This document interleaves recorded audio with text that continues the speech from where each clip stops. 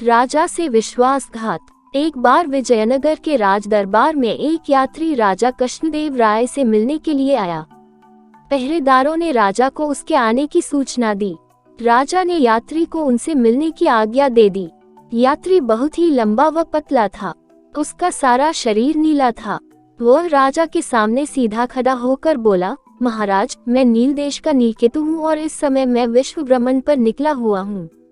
अनेक देशों की यात्रा करते हुए मैं यहाँ पहुँचा हूँ। घूमते हुए मैंने अनेक देशों में विजयनगर और आपके न्यायपूर्ण शासन व उदार स्वभाव के बारे में बहुत कुछ सुना। अतः मेरे मन में विजयनगर और आपको देखने व जानने की उत्सुकता और भी बढ़ गई। इसीलिए मैं आपसे मिलने व विजयनगर साम्राज्य को देखने की अभिलाषा से यहाँ आया हूँ। राजा ने यात्री का स्वागत किया और उसे शाही अतिथि घोषित किया। राजा द्वारा मिले आदर व सत्कार से गदगद होकर यात्री बोला, महाराज, मैं उस स्थान के विषय में जानता हूँ जहाँ परियों रहती हैं।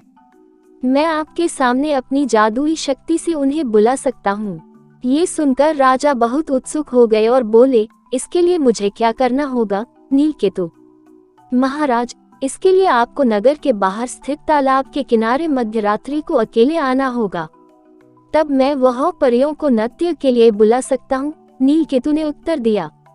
राजा उसकी बात मान गए। उसी रात मध्यरात्रि में राजा अपने घोड़े पर सवार होकर तालाब की ओर चल दिए। वह पुराने किले से घिरा हुआ एक बहुत बड़ा तालाब था। राजा के वहां पहुंचने पर नीलकेतु पुराने किले से बाहर निकला और बोला, स्वागत है महाराज, आपका स्वागत है।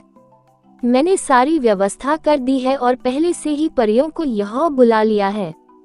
वे सभी किले के अंदर हैं और शीघ्र ही आपके लिए नृत्य करेगी। ये सुनकर राजा चकित हो गए। उन्होंने कहा कि मेरी उपस्थिति में परियों को बुलाओ। यदि महाराज की यही इच्छा है तो मैं फिर से कुछ परियों को बुला दूंगा। अब अंदर चला जाए, नीलकेतु बोला। राजा नीलकेतु के साथ जाने के लिए घोड़े से उतर गए। जैसे ही वह आगे बढ़े, उन्होंने ताली की आवाज सुनी। शीघ्र ही विजयनगर की सेना ने नीलकेतु को पकड़कर बेड़ियों से बांध दिया। ये सब क्या है और यह हो क्या रहा है? राजा ने आश्चर्य से पूछा। तभी मंत्री तेनालीराम पेड़ के पीछे से निकला और बोला, महाराज, मैं आपको बताता हूँ कि यह सब क्या हो रहा है। ये नीलकेतु हमारे पड़ोसी देश का रक्षा मंत्री है। किले के अंदर कोई परियों नहीं है।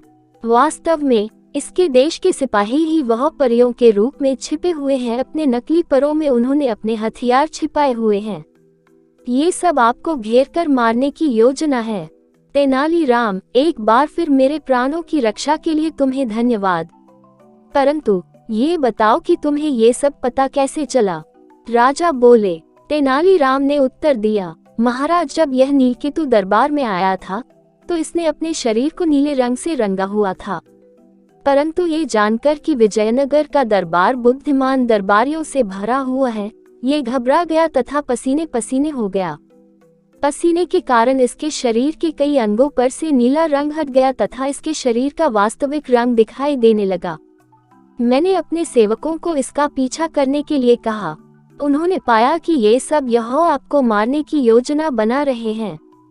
राजा तेनालीराम की सतर्कता से प्रभावित हुए और उसे पुनः धन्यवाद दिया। दोस्तों, आपको यह शिक्षाप्रद कहानी कैसी लगी? अच्छी लगी तो लाइक जरूर करें, कमेंट करें, शेयर करें और मेरे गुरुजी वॉइस चैनल को सब्सक्राइब करें। आपका बहुत बहुत धन्यवाद।